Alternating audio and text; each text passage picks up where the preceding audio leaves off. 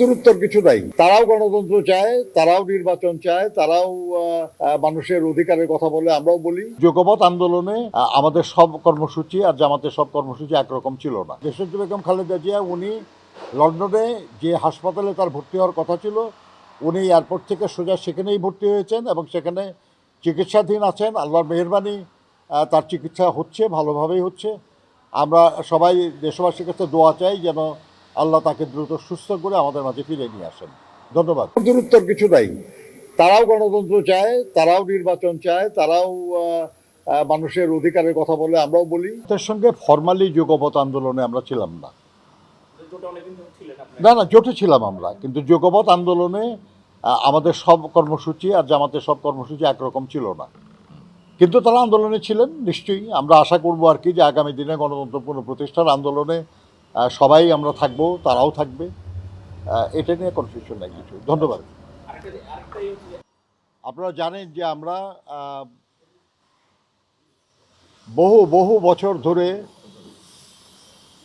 বিভিন্ন রাজনৈতিক দল গণতন্ত্র পুনঃপ্রতিষ্ঠার জন্য আমরা কখনো জোটবদ্ধভাবে, কখনো যুগপৎ আন্দোলনে আমরা রত আছি এবং এই যুগপৎ আন্দোলনে সব সময় আমাদের সঙ্গে যারা ছিলেন তাদের অন্যতম হলেন সমমনা জোট। এই সমমনা জোটের রাজনৈতিক দলগুলির সঙ্গে আমরা আজকে বসেছিলাম। বিএনপির পক্ষ থেকে আমি এবং আমাদের দলের জাতীয় স্থায়ী কমিটির সদস্য বেগম সেলিমা রহমান আমরা বসেছিলাম এবং আমরা বিস্তারিতভাবে দেশে বিদ্যমান রাজনৈতিক, সামাজিক, অর্থনৈতিক বিভিন্ন বিষয় নিয়ে আমরা আলোচনা করেছি।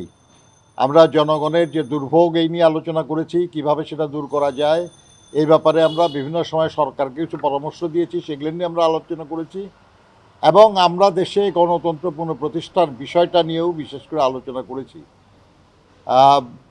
তো আপনারা জানেন যে আসলে যে গণতন্ত্রের জন্য আমাদের